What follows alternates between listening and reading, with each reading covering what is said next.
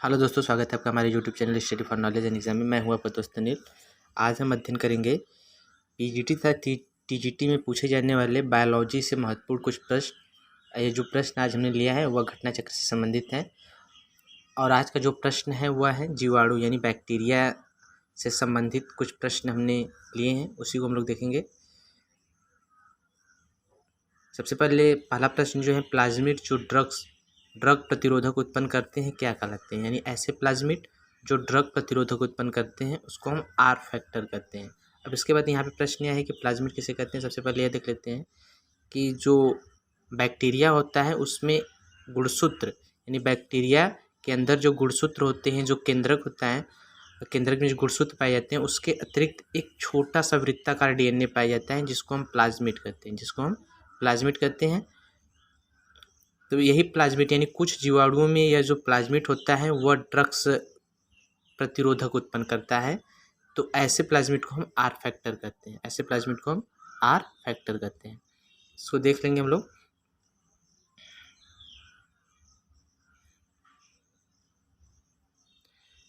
Plasmid क्या है यहाँ बताया गया। प्लाज्मिड जीवाणु कोशिका में पाए जाने वाले बाह्य गुणसूत्री या बाह्य केंद्रकीय वृत्ताकार डीएनए अणु होता है। ये उस जीवाणु को विशेष गुण प्रदान करता है। एक कई प्रकार के हो सकते हैं। एक तो एफ फैक्टर, यह इस प्रकार का जो प्लाज्मिड होता है यह जनन प्लाज्मिड कहलाता है क्योंकि यह जनन में सहायक होता है। उसके बाद टीआई प्लाज्मिड जो होता है ट्यूबर प्रेरित करने वाला प्लाज्मिड होता है। कॉल फैक्टर, यह विष उत्पन्न करने वाला प्लाज्मिड होता है। उसके बाद आर फैक्टर, यह प्रतिरोधक एंटीबायोटिक औषधि से प्रतिरोधकता प्रदान करने वाले प्लाज्मिड होते हैं, यानी उसके अगेंस्ट होते हैं आर फैक्टर जो प्लाज्मिड होते हैं। इसी तरह से यहाँ पे प्रश्न पूछा गया है कि प्लाज्मिड जो ड्रग प्रतिरोधक उत्पन्न करते हैं उसको हम आर फैक्टर कहते हैं। या इस तरह से यहाँ से जो तीन प्रश्न यहाँ पे यह भी बन सकते हैं कि यह प्लाज्मिड जो होता है इसका क्या कार्य है। तो जनन के लिए टीआई प्लाज्मिड इसका क्या कार्य है, ट्यूबर प्रेरित करने वाले प्लाज्मिड होते हैं। और उसके बाद कॉल फैक्टर्स, यह विष उत्पन्न करने वाले प्लाज्मिड होते हैं। जैसे कि दिया हुआ है टीआई प्लाज्मिड पाया जाता है। टीआई प्लाज्मिड जो पाया जाता है वह एक्रोबैक्टीरियम ट्यूमीफैंसियंस में पाया जाता है। टीआई प्लाज्मिड कहाँ पाया जाता है? एक्रोबैक्टीरियम ट्यूमीफैंसियंस में पाया जाता है। जैसे कि इसको देख लेंगे हम, टीआई प्लाज्मिड एक्रोबैक्टीरियम ट्यूमीफैंसियंस में पाया जाता है। इस प्लाज्मिड का उपयोग जीन इंजीनियरिंग में वाहक वेक्टर के रूप में किया जाता है। इसके प्राकृतिक रूप से दूसरे पौधों की कोशिकाओं में प्रवेश करने व उसके जीनोम से जुड़कर द्विगुणन करने की क्षमता होती है। ऐसे इसे जीवाणु को प्राकृतिक जीन इंजीनियरिंग भी कहते हैं। तो टीआई प्लाज्मिड का उपयोग यानी टीआई प्लाज्मिड कहाँ पाया जाता है? इसको एग्रोबैक्टीरियम ट्यूमीफैंसियंस में। इसका क्या कार्य है? इसका कार्य है टीआई प्लाज्मिड वेक्टर का जीन इंजीनियरिंग में क्या होते हैं? सहायक होते हैं, यानी वेक्टर के रूप में कार्य करते हैं। इसके बाद प्लाज्मिड क्या है, यह प्रश्न पूछा गया है। इससे पहले बताया गया है नए प्रकार के सूक्ष्म जीवाणुओं में गुणसूत्र के अतिरिक्त पाए जाने वाला आनुवंशिक पदार्थ, यही है राइट ऑप्शन से होगा। यानी जीवाणुओं में गुणसूत्र के अतिरिक्त, ये जीवाणु हो गया, इसमें गुणसूत्र हो गया, गुणसूत्र के अतिरिक्त एक छोटा सा वृत्ताकार डीएनए पाया जाता है। इसी को हम क्या कहते हैं? प्लाज्मिड कहते हैं। तो इसका जो ऑप्शन होगा, प्लाज्मिड किसे कहते हैं? जीवाणुओं में गुणसूत्र के अतिरिक्त पाए जाने वाला आनुवंशिक पदार्थ है, इसी को हम प्लाज्मिड कहते हैं। देख लेंगे प्लाज्मिड प्रोकैरियोटिक कोशिकाओं जैसे जीवाणुओं में केंद्रक डीएनए के अतिरिक्त पाए जाने वाला एक एक्स्ट्रा क्रोमोजोमल जेनेटिक मटेरियल है। जो वृत्ताकार डीएनए है उसी को हम क्रोमोजोम यानी आनुवंशिक पदार्थ भी कह सकते हैं। तो एक्स्ट्रा क्रोमोजोमल जेनेटिक मटेरियल है। हालांकि इसमें स्वद्विगुणन की क्षमता होती है। जीवाणु में विभिन्न प्रकार के प्लाज्मिड पाए जाते हैं। आजकल जीन इंजीनियरिंग में इनका उपयोग वेक्टर के रूप में किया जाता है। तो प्रश्न यहाँ पे यह भी पूछा जा सकता है कि जीन इंजीनियरिंग में वेक्टर के रूप में किसका प्रयोग प्रायः बहुत तेजी से किया जाता है? तो वो होगा आपका प्लाज्मिड जो होगा, इसका उपयोग जेनेटिक इंजीनियरिंग में किया जाता है। इसके बाद है जीवाणुओं में गुणसूत्री आनुवंशिक तत्व से जुड़ा रहने वाला गुणसूत्र बाह्य आनुवंशिक तत्व। उसी प्रश्न को जो कि बदल करके पूछा गया है, तो यह भी होगा प्लाज्मिड। क्या होगा? प्लाज्मिड उत्तर होगा हम लोगों का। नेक्स्ट क्वेश्चन, ग्राम अभिरंजन के लिए प्रयुक्त किए जाने वाला अभिरंजक है। ग्राम यानी stain use for gram staining. तो इसका राइट ऑप्शन होगा क्रिस्टल वायलेट। ग्राम अभिरंजन जीवाणु के लिए प्रयोग किया जाता है। इसमें 2 चरणों में क्रिस्टल वायलेट तथा आयोडीन विलयन का उपयोग किया जाता है। नेक्स्ट क्वेश्चन देखेंगे, एक छोर पर कसाब के एक गुच्छे वाला जीवाणु है, इसको क्या कहते हैं? इसको क्या कहते हैं? जैसे कि बताया गया है, जीवाणु में कसाब की उपस्थिति के आधार पर इसको निम्नलिखित भागों में विभाजित किया गया है। जैसे कि मोनोट्राइकस में एक सिरे पर एक फ्लैजिला होता है। जैसे कि यह जीवाणु हो गया, तो मोनोट्राइकस में केवल एक फ्लैजिला यहाँ पे होगा। तो इस प्रकार के जीवाणु को हम क्या कहेंगे? मोनोट्राइकस जीवाणु। लोम्फोट्राइकस जीवाणु दोनों सिरों पर फ्लैजिला होता है, यानी एक सिरे इस पर भी होगा, इस पर भी फ्लैजिला होगा। तो इस प्रकार के जीवाणु को हम लोम्फोट्राइकस जीवाणु कहते हैं। इसके बाद तीसरा है सिफेलोट्राइकस। एक सिरे पर फ्लैजिला का गुच्छा होता है, यानी यहाँ पे जो होगा, यहाँ पे फ्लैजिला नहीं पाए जाएंगे, केवल एक ही स्थान पर पाए जाएंगे। इसी पर क्या होगा? फ्लैजिला क्या होता है? गुच्छा होता है। तो इस प्रकार के जीवाणु को हम कहते हैं सिफेलोट्राइकस जीवाणु। एम्फियोट्राइकस जीवाणु दोनों सिरे पर एक एक फ्लैजिला होता है। दोनों सिरे पर क्या होता है? एक एक फ्लैजिला होता है।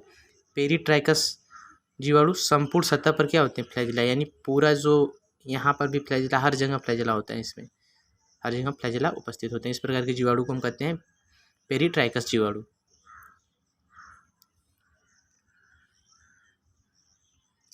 नेक्स्ट क्वेश्चन है, जीवाणु जिनमें एक सिरे पर गुच्छे में कसाब होते हैं कहलाते हैं? एक सिरे पर, जैसे कि बताया गया है, तो इसका राइट ऑप्शन होगा सिफेलोट्राइकस। इससे पहले हम लोग पढ़ें इसको।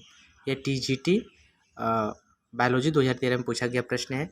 किसी जीवाणु के फ्लैजिला में माइक्रोट्यूब्यूल्स का क्रम होता है। माइक्रोट्यूब्यूल्स का क्या क्रम होता है? तो माइक्रोट्यूब्यूल्स का जो क्रम होता है, ऑप्शन ए 9+1 होता है। सॉरी दोस्तों, 9+0। माइक्रोट्यूब्यूल्स का जो क्रम होता है वह 9+0 होता है। जीवाणु में उपस्थित फ्लैजिला में माइक्रोट्यूब्यूल्स का क्रम 9+0 होता है। यूकैरियोटिक कोशिकाओं में 9+2 होता है क्रम होता है, जिसमें 9 सूत्र किनारे पर तथा 2 सूत्र बीच में उपस्थित होते हैं। जीवाणु में प्रोकैरियोटिक कोशिकाएं होती हैं। जैसे कि बताया गया है कि यानी प्रोकैरियोटिक कोशिकाओं में जो माइक्रोट्यूब्यूल्स का क्रम होगा वह 9+0 होगा, जबकि यूकैरियोटिक कोशिकाओं में जो माइक्रोट्यूब्यूल्स का क्रम होगा 9+2 होगा। दूध से दही किसके द्वारा बनता है? दूध से दही किसके द्वारा बनता है? तो एसिटोबैक्टर एसिटिक के द्वारा, बैसिलम मैगाथीरियम के द्वारा, जैंथोमोनास सिट्री के द्वारा। तो दूध से दही जो होता है इन सभी के द्वारा बनता है। इसके साथ साथ एक है स्ट्रेप्टोकोकस लैक्टिक्स। स्ट्रेप्टोकोकस लैक्टिक्स के कारण भी दूध से दही बनता है। एंटीबायोटिक शब्द किसने दिया था? एंटीबायोटिक शब्द सर्वप्रथम किसने दिया था? तो एंटीबायोटिक शब्द सर्वप्रथम वाक्समैन के द्वारा दिया गया था। एंटीबायोटिक शब्द वाक्समैन ने प्रतिपादित किया था। इन्होंने स्ट्रेप्टोमाइसिन नामक एंटीबायोटिक का निर्माण किया था। फ्लेमिंग ने सर्वप्रथम एंटीबायोटिक की खोज की थी। यानी एंटीबायोटिक शब्द का प्रयोग अगर पूछा जाएगा तो बताएंगे वाक्समैन ने किया था, और सबसे पहले जो एंटीबायोटिक की खोज की गई थी वह फ्लेमिंग के द्वारा की गई थी। और जो उन्होंने सबसे पहले एंटीबायोटिक बनाया था उसको हम पेनिसिलिन नाम दिया गया उसको। इनमें से कौन सा सूक्ष्म जीव नाइट्रोजन स्थिरीकरण में मुख्य भूमिका निभाता है? इनमें से कौन सा सूक्ष्म जीव नाइट्रोजन स्थिरीकरण में मुख्य भूमिका निभाता है? तो राइजोबियम एक प्रकार लिग्नेसी कुल का फैमिली का जो जीवाणु होता है, यह प्रायः जो होते यह दलहनी फसलों की जड़ों में पाया जाता है, यानी नोडुल में पाया जाता है। वहाँ पर यह नाइट्रोजन स्थिरीकरण करता है। तो इसका राइट ऑप्शन होगा option A is right option.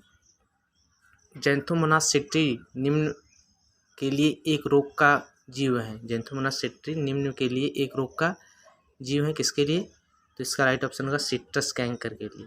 Xanthomonas सिट्री citrus canker के लिए एक रोग उत्पन्न करता है। देख लेंगे, सिट्रस कैंकर रोग जैंथोमोनास सिट्री नामक रोग जीवाणु द्वारा होता है। यह एक दंड रूपी ग्राम नेगेटिव व वायवीय जीव है। इसमें केवल एक ध्रुवी कसाव पाया जाता है। प्रत्येक की लंबाई 1.5 से लेकर के 3 म्यूएम तक तथा 0.5 से लेकर के 1.5 म्यूएम तक होती हैं। तो यह जो बीमारी होती है सिट्रस कैंकर का, यह प्रायः नींबू के पौधे में देखने को मिलता है। सिट्रस कैंकर एक उदाहरण है जीवाणु जनित रोग का। सिट्रस कैंकर रोग उत्पन्न होता है जैंथोमोनास सिट्री के द्वारा। पीसीआर में प्रयुक्त डीएनए पॉलीमरेज किस जीव से प्राप्त किए जाते हैं? पीसीआर में उपस्थित यह प्राप्त किए जाते हैं थर्मस एक्वेटिकस से, जीवाणु से होता है। जीवाणु से क्या होता है? विषाक्त भोजन होता है, पौधों में रोग होते हैं, मनुष्य में रोग होते हैं, तो जीवाणु से यह सभी होता है।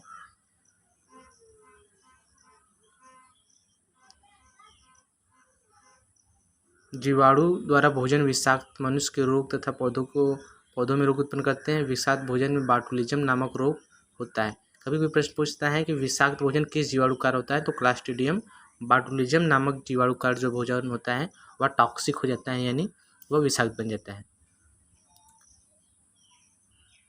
निम्न में से कौन बिना किसी विशिष्ट आकृति का होता है? तो माइकोप्लाज्मा जो होता है यह बिना किसी विशिष्ट आकृति का होता है। यह प्रोकैरियोटिक संघ का जीव है माइकोप्लाज्मा। इसके बाद देखेंगे जीवाणु उपयोगी होते हैं। जीवाणु किस में उपयोगी होते हैं? प्रतिजैविक यानी एंटीबायोटिक बनाने में, सीरम एवं वैक्सीन बनाने में, दही बनाने में, उपयुक्त सभी। तो राइट ऑप्शन होगा उपयुक्त सभी, यानी इन सभी में जो होते हैं जीवाणु उपयोगी होते हैं। जीवाणु होते हैं एक कोशिकी, द्विकोशिकी, बहुकोशिकी या उपयुक्त सभी। तो जीवाणु जो होते हैं एक कोशिकी होते हैं। देख लेंगे जीवाणु एक कोशिकी यूनिसेलुलर जीव है। इनकी खोज लगभग 3 शताब्दी पूर्व हॉलैंड के वैज्ञानिक एंटोनी वान लीवेनहॉक ने दांत से खुरचे गए मैल में इनकी खोज की थी। निम्नलिखित में से कौन सा सही सुमेलित नहीं है? अरविंद खुराना संश्लेषित जीन का मॉडल, वाटसन तकनीक, डीएनए का द्वीप, रॉबर्ट कोच। यहाँ पे जो नए सुमेलित हैं यह है रॉबर्ट कोच। रॉबर्ट कोच ने यह जीवाणु विज्ञान के जनक कहे जाते हैं। रॉबर्ट कोच क्या कहे जाते हैं? जीवाणु विज्ञान के जनक कहे जाते हैं। तो यह सुमेलित नहीं है। रक्त की खोज, जो रक्त समूह है इसके विषय में सबसे बताया गया, कार्ल लैंडस्टीनर के द्वारा रक्त समूह के बारे में बताया गया था। भोजन विषाक्तता के कारण होते हैं, तो बताया गया इससे पहले क्लॉस्ट्रीडियम बाटुलिज्म के कारण जो भोजन होते हैं वह विषाक्त हो जाते हैं। बाटुलिज्म है क्या है? बाटुलिज्म है यह क्या है, यह बताया गया है।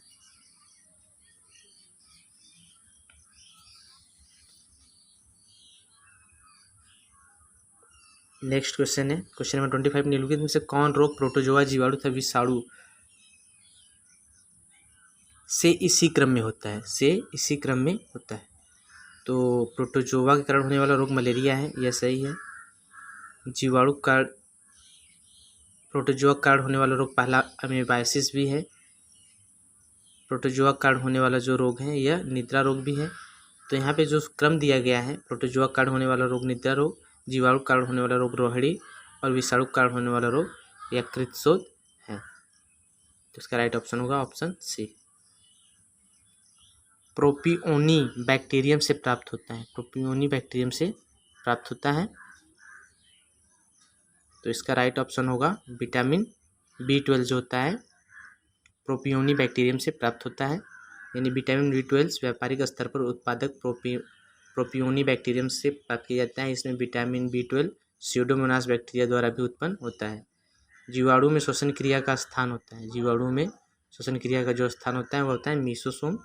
जीवाणु में श्वसन क्रिया के लिए मीसोसोम पर होती है, क्योंकि मीसोसोम से संबंधित एंजाइम पाए जाते हैं। मीसोसोम प्लाज्मा मेम्ब्रेन के फैलाव से बनता है।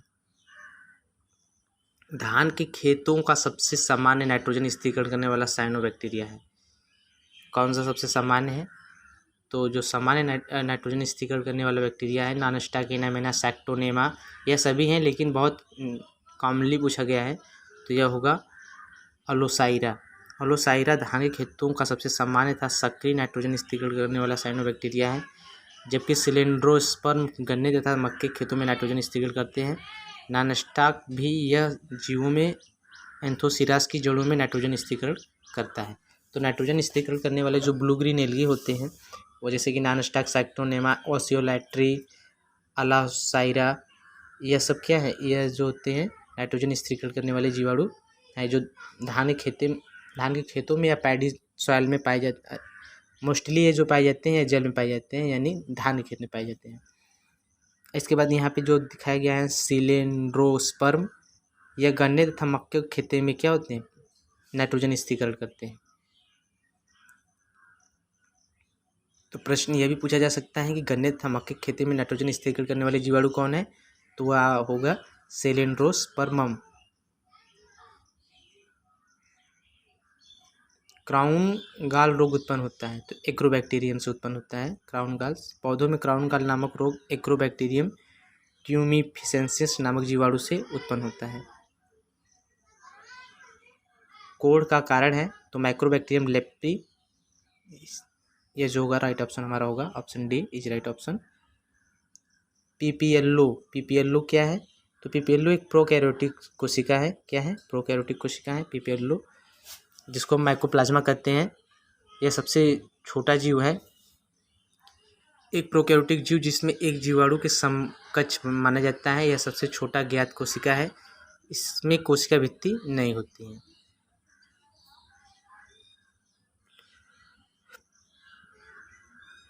माइकोप्लाज्मा किस जगह से नेक्स्ट क्वेश्चन है, माइकोप्लाज्मा किस जगह से संबंधित है? तो माइकोप्लाज्मा जगत मोनेरा से संबंधित है। माइकोप्लाज्मा को जगत मोनेरा में रखा गया है। इसके बाद नेक्स्ट क्वेश्चन है, पेप्टाइडोग्लाइकान्स उपस्थित होते हैं। पेप्टाइडोग्लाइकान्स उपस्थित होते हैं, किसमें उपस्थित होते हैं? तो माइकोप्लाज्मा कोशिकाओं में, कवक की कोशिकाओं में, बहुत से जीवाणु कोशिकाओं में। तो राइट ऑप्शन होगा हमारा ऑप्शन सी, बहुत से जीवाणु कोशिकाओं में यह पाए जाते हैं। जीवाणुओं कोशिकाओं भित्ति पतली किंतु प्रबल एवं दृढ़ होती हैं। यह आंतरिक अंगों की सुरक्षा के लिए अतिरिक्त जीवाणुओं को निश्चित रूप प्रदान करती हैं। यह पेप्टाइडोग्लान्स तथा म्यूकोपेप्टाइड नामक बहुलक से बनी होती है।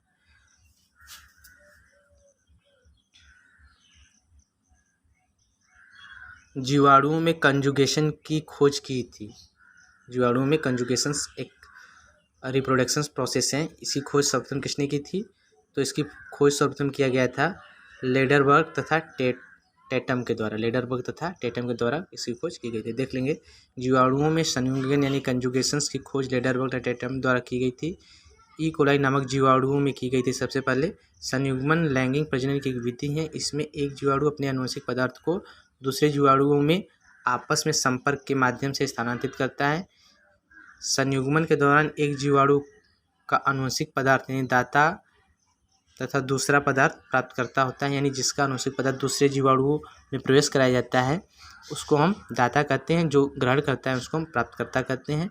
दाता जीवाणुओं के पास मौजूद डीएनए अनुक्रम को फर्टिलिटी फैक्टर्स भी कहते हैं, यानी दाता जो जीवाणु होता है उसको हम यक फैक्टर्स कहते हैं। नेक्स्ट क्वेश्चन है, क्वेश्चन नंबर 36, डिप्लोकोकस न्यूमोनिया में रूपांतरण की खोज की थी। तो ग्रिफिथ, जो फ्रेडरिक ग्रिफिथ है, इन्होंने खोज की थी।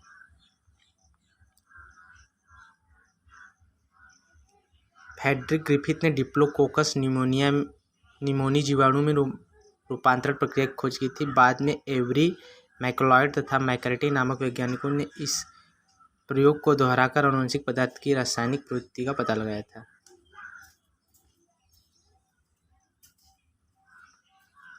क्वेश्चन नंबर 37, निम्न में से कौन सा एंजाइम ग्रिफिथ प्रयोग में रूपांतरण को प्रभावित नहीं करता है? प्रभावित नहीं करने वाला जो है वह है प्रोटीएज एंजाइम तथा जो है आरएनए एंजाइम जो होता है, यह ग्रिफिथ यानी जो रूपांतरण की प्रक्रिया को प्रभावित नहीं करता है। ग्रिफिथ प्रयोग में प्रोटीन पाचक एंजाइम प्रोटीएज तथा आरएनए पाचक एंजाइम आरएनएज रूपांतरण को प्रभावित नहीं करता, जबकि डीएनएज रूपांतरण का निषेध करता है। निम्नलिखित में कौन सा सहजीवी जीवाणु है? निम्नलिखित में से कौन सा सहजीवी जीवाणु है? तो राइजोबियम क्या है? एक सहजीवी जीवाणु है। उपयुक्त में से दिए गए विकल्पों में केवल राइजोबियम ही एकमात्र सहजीवी जीवन यापन करने वाला यानी सहजीवी जीवाणु है। सहजीवन संबंध किसे कहते हैं? जब दो जीव साथ साथ रहते हैं तथा ऐसी प्रक्रिया करते हैं जिससे दोनों को लाभ होता है, तो इस प्रकार के रिलेशनशिप को हम सिम्बायोसिस रिलेशनशिप कहते हैं। जैसे कि राइजोबियम बैक्टीरिया जो होता है, यह दलहनी फसलों की जड़ों के नोडुल में पाया जाता है। यह बैक्टीरिया वहाँ पर यह नाइट्रोजन स्थिरीकरण का कार्य करता है, जिससे प्लांट को नाइट्रोजन मिलता है, यानी भूमि की उर्वरता शक्ति बढ़ती है और बदले में पौधों से इसको भोजन प्राप्त होता है। तो यहाँ पे देखते हैं कि दोनों प्रोसेस में दोनों जीव को लाभ हो रहा है, एक प्लांट को भी लाभ हो रहा है और इस बैक्टीरिया को। तो इस प्रकार के रिलेशनशिप को हम कहते हैं सिम्बायोटिक्स रिलेशनशिप यानी सहजीवन संबंध। निम्न में से कौन सा रोग जीवाणुओं द्वारा उत्पन्न किया जाता है? जीवाणु द्वारा उत्पन्न किए जाने वाला जो रोग है यहाँ पे ट्यूबरकुलोसिस है, यानी यह जो ट्यूबरकुलोसिस होता है माइक्रोबैक्टीरियम ट्यूबरकुलोसिस के कारण होने वाली बीमारी है, जिसको हम कॉमन भाषा में टीबी कहते हैं।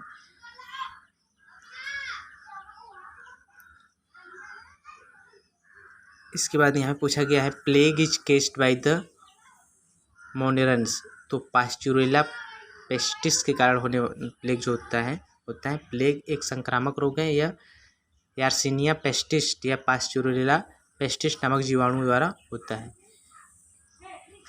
इसके बाद नेक्स्ट क्वेश्चन है सहजीवी नाइट्रोजन स्थिरीकरण से संबंधित नाट जीन पाए जाते हैं, ये जो होते हैं राइजोबियम में पाए जाते हैं। 1 मिनट, लिगुनेसी कुल के पौधों में, तो यहाँ पे राइट ऑप्शन होगा हमारा option D is right option. लिगुनेसी कुल के पौधों में पाए जाते हैं और राइजोबियम बैक्टीरिया में भी यह पाए जाते हैं। क्वेश्चन नंबर 42 केंद्रक झिल्ली और माइटोकॉन्ड्रिया विहीन कोशिका का उदाहरण है यहाँ पे पूछा गया है, तो इसका राइट ऑप्शन होगा जीवाणु जो होता है केंद्रक झिल्ली और माइटोकॉन्ड्रिया विहीन कोशिका का उदाहरण है। जीवाणु प्रोकैरियोटिक कोशिका में पाई जाती हैं, जिनमें एक केंद्रक झिल्ली तथा एक कला युक्त कोशिकांग जिससे माइटोकॉन्ड्रिया एंडोप्लाज्मिक रेटिकुलम आदि नहीं पाए जाते।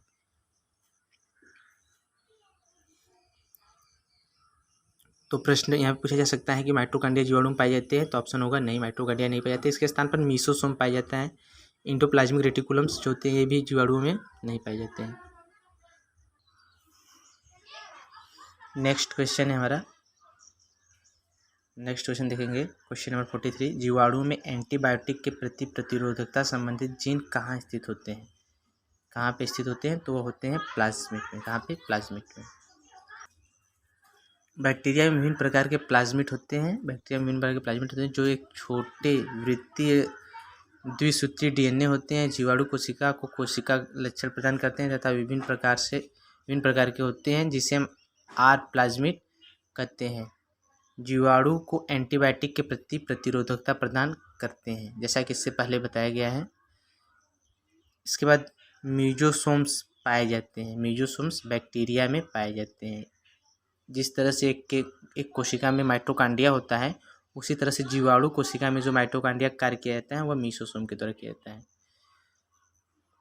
नाइट्रोजन को स्थिर करने में सक्षम एक स्वजीवी जीवाणु है, तो राइजोबियम नाइट्रोजन स्थिरीकरण में जो होता है बी, नाइट्रोजन को स्थिर करने में सक्षम एक स्वजीवी जीवाणु है। यह जो स्वजीवी जीवाणु है बी यानी एजोबैक्टर हैं और क्लॉस्ट्रीडियम्स। देख लेंगे राइजोबियम सहजीवी नाइट्रोजन स्थिरीकरण जीवाणु, एजोबैक्टर स्वजीवी वायवीय नाइट्रोजन स्थिरीकरण जीवाणु तथा क्लॉस्ट्रीडियम भी स्वजीवी अवायवीय नाइट्रोजन स्थिरीकरण करने वाला जीवाणु है। चूँकि प्रश्न में वायवीय या अवायवीय शब्द नहीं प्रयोग किया गया है, तो अतः जो विकल्प होगा आपका बी और सी दोनों होगा।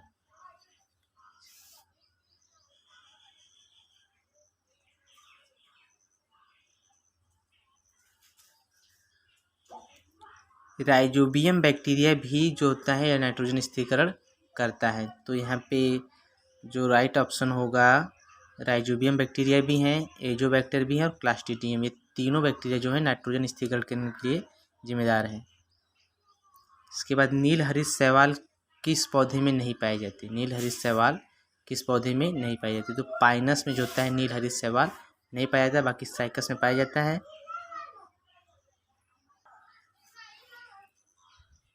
जैसे कि देख लेंगे नीलहरित शैवाल साइनोबैक्टीरिया मोनेरा जगत का एक कोशिकीय केंद्रकीय जीव है। प्रश्नगत विकल्पों में साइकस के कोरलैट जेड में, एंथोसेरास में तथा एजोला में नीलहरित शैवाल पाए जाते हैं, जबकि पाइनस में नीलहरित शैवाल नहीं पाए जाते। जीवाणुओं में जो पीली सहायक होता है, यह सहायक होता है, जनन में सहायक होता है, तो राइट ऑप्शन होगा वैवाहिक संपर्क में जो होता है यह सहायक होता है। पीली एक विशेष प्रकार की प्रोटीन की बनी होती हैं। कुछ विशेष प्रकार के पीली जो होते हैं जिसमें से एक है सेक्स पीली कहते हैं, जीवाणुओं में आनुवंशिक पदार्थ जेनेटिक मटेरियल के रूप में स्थानांतरण में सहायक होते हैं। इस प्रकार के जीवाणुओं में वैवाहिक संपर्क कंजुगेशन कांटेक्ट के लिए स्थापित करते हैं। इसके जो कार्य हैं ये इस प्रकार के हैं, जैसे कि यानी जो पीली होता है इसका अधिकांशतः या ग्राम निगेटिव जीवाणु में पाए जाते हैं। कहाँ पाए जाते हैं? ग्राम निगेटिव जीवाणु में पाए जाते हैं। एक कोशिका भित्ति की बाह्य सतह पर फैले हुए सूक्ष्म दृढ़ तथा वर्तुलाकार पाद या अपेंडेज सदृश संरचनाओं के रूप में दिखाई देते हैं। पीली को फिप्री भी कहा जाता है। एक जीवाणु कोशिका में सेक्स पीली की संख्या जो होती है 1 से 5 तक होती है। नेक्स्ट क्वेश्चन है क्वेश्चन नंबर 49। निम्नलिखित बैक्टीरिया में कौन विनाइट्रोजनीकरण से संबंधित है? तो विनाइट्रोजनीकरण से संबंधित जो बैक्टीरिया है वह है प्यूसोडोमोनास, स्यूडोमोनास डिनाइट्रिफिकेंस व थायोबैसिलस डिनाइट्रिफिकेंस सभी प्रकार के एक बद्ध नाइट्रोजन को पुनः चक्रीयकरण की गैसीय अवस्था में मुक्त करने की क्षमता रखने वाले जीवाणु होते हैं। इस प्रक्रिया को जब यह नाइट्रोजन स्थिरीकरण यानी जो नाइट्रोजन है नाइट्रोजन कंपाउंड में जब रहते हैं तो उसको जब यह फ्री नाइट्रोजन में बदलते हैं तो इसी प्रक्रिया को हम विनाइट्रीकरण करते हैं। ऐसी कैपेबिलिटी जो होती हैं वह स्यूडोमोनास डिनाइट्रिफिकेंस बैक्टीरिया में, थायोबैसिलस डिनाइट्रिफिकेंस बैक्टीरिया में पाई जाती है। स्वतंत्र जीवन यापन करने वाला सूक्ष्म जीव है तो माइकोप्लाज्मा जो है यह स्वतंत्र जीव यापन करने वाला सूक्ष्म जीव है। माइकोप्लाज्मा एक सूक्ष्मतम सबसे छोटा कोशिका है जिसको हम कहते हैं PPLO यानी प्लूरोम्यूनिया लाइक ऑर्गेनिज्म इसका पूरा नाम है। इसकी खोज सर्वप्रथम लुई पास्चर ने की थी और इसे PPLO नाम दिया था। नोगार्ड तथा रॉक्स ने इसे शुद्ध रूप में प्राप्त किया था। नोवाक ने इसे माइकोप्लाज्मा कहा। वर्ष 1966 में international committee of the nomenclature of bacteria ने इसे बैक्टीरिया से अलग कर मालिक्यूल्स वर्ग में रखा जिसके अंतर्गत 2 वंश माइकोप्लाज्मा तथा एकोलीप्लाज्मा आते हैं।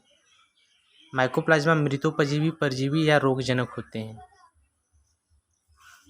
Antibiotics streptomycin is obtained from, कहाँ से प्राप्त किया जाता है? यानी स्ट्रेप्टोमाइसिन एंटीबायोटिक की खोज सर्वप्रथम वाक्समैन ने की थी जिसके लिए उन्हें नोबेल पुरस्कार भी मिला था। यह प्रतिजैविक स्ट्रेप्टोमाइसिन ग्रीसियस नामक जीवाणु से प्राप्त किया गया है। स्ट्रेप्टोमाइसिन ग्रीसियस ग्राम पॉजिटिव बैक्टीरिया है। स्ट्रेप्टोमाइसिन से उत्पन्न होता है तो स्ट्रेप्टोमाइसिन जो होता है इससे उत्पन्न होता है स्ट्रेप्टोमाइसिन ग्रीसियस से, यानी किससे उत्पन्न होता है? स्ट्रेप्टोमाइसिन ग्रीसियस नामक जीवाणु से उत्पन्न होता है। स्ट्रेप्टोमाइसिन रेमोसस मिलता है, किससे मिलता है? तो यह टैरामाइसिन से प्राप्त होता है। स्ट्रेप्टोमाइसिन रेमोसस से टेट्रामाइसिन जबकि स्ट्रेप्टोमाइसिस ऑरियोफेंसिन्स और ऑरियोमाइनिन्स नामक एंटीबायोटिक प्राप्त की जाती हैं। स्ट्रेप्टोमाइसिन्स वेनुजुएला से क्लोरोमास्टिन नामक एंटीबायोटिक प्राप्त की जाती हैं। साइनोबैक्टीरिया है क्या है? विषाणु जो एक नीलहरित शैवाल को संक्रमित करते हैं। साइनोफाइसी वर्ग के सदस्य जो जीवाणुओं को संक्रमित करते हैं। स्वपोषकी प्रोकैरियोटिक जिसमें विशिष्ट नीलहरित रंजक पाए जाते हैं। तो इसका राइट ऑप्शन सी होगा, option C is right option होगा। वह जीवाणु जिसे कामा के आकार के अंतर्गत वर्गीकृत किया गया है तो विब्रियो जो होता है विब्रियो जीवाणु जो है जिसे कामा के आकार के अंतर्गत वर्गीकृत किया गया है। तो विब्रियो कोलेरा से कोलेरा नामक बीमारी होती है। देख लेंगे यहाँ पे जीवाणु अपनी विभिन्न आकृति के आधार पर मुख्यतः गोलाकार या कोकाई, बैसिलस दंडाणु, कामा सर्फिलाकार या स्पाइरलाई इत्यादि आकारों में वर्गीकृत हैं। विब्रियो की संरचना कामा जैसी होती है जिसके कारण इसे कामा आकार के अंतर्गत वर्गीकृत किया गया है। कोकाई गोलाकार होता है, बैसिलस छड़ रूपी होता है जबकि स्पाइरल जीवाणु जो होता है यह सर्फिलाकार जीवाणु होता है। पादप रोग पैदा करने वाले जीवाणु हैं किस प्रकार के होते हैं? तो यह दंडाकार भी हो सकते हैं, सर्फिलाकार भी हो सकते हैं और गोलाकार भी हो सकते हैं। निम्नलिखित में से कौन सा संगठन जीवाणु कोशा में अनुपस्थित होता है? तो जीवाणु कोशा में अनुपस्थित रहने वाला जो संगठन है एंडोप्लाज्मिक जालिका जो होती है जीवाणु कोशिका में नहीं पाए जाते। निम्न में से कौन से जीवाणु सामान्यतः मानव की आंतों में पाए जाते हैं? तो ई कोलाई, एस्चेरिचिया कोलाई जो होते हैं यह मानव में पाए जाते हैं। एस्चेरिचिया जीवाणु मनुष्य की आंत में सहभोजी के रूप में रहते हैं। यह बड़ी मात्रा में विटामिन बी तथा के उत्पन्न करते हैं। एस्केरिचिया कोलाई का उपयोग जैव प्रौद्योगिकी शोधों एवं जेनेटिक इंजीनियरिंग में किया जाता है। प्रतिजैवी रोगों को ठीक करते हैं। प्रतिजैवी क्या करते हैं? रोगों को ठीक करते हैं। प्रतियोगिता निरोध द्वारा रोग उत्पन्न करने वाले जीवधारियों से लड़ाई करके, तो इसका राइट ऑप्शन होगा रोग उत्पन्न करने वाले जीवधारियों से लड़ाई करके। यानी प्रतिजैविक किसे कहते हैं, एंटीबायोटिक किसे कहते हैं, देख लेंगे। Antibiotic those chemical compound which can kill व enhance the growth of micro organism are known as antibiotic. यानी प्रतिजैविक वह रासायनिक पदार्थ हैं या तो जो जीवाणुओं को मार देते हैं या उनकी वृद्धि को रोक देते हैं, तो ऐसे रासायनिक पदार्थ को हम एंटीबायोटिक्स कहते हैं। एंटीबायोटिक्स विशेष प्रकार के रसायन हैं जो एक प्रकार से सूक्ष्मजीवों द्वारा स्रावित होते हैं या हानिकारक सूक्ष्मजीवों को मारते हैं या उनकी वृद्धि को रोक देते हैं। तो जीवाणुओं में बस इतना ही। आशा करते हैं कि आपको वीडियो पसंद आया होगा। वीडियो पसंद आए तो वीडियो को लाइक करें, शेयर करें और चैनल को सब्सक्राइब करें। Thanks for watching. धन्यवाद।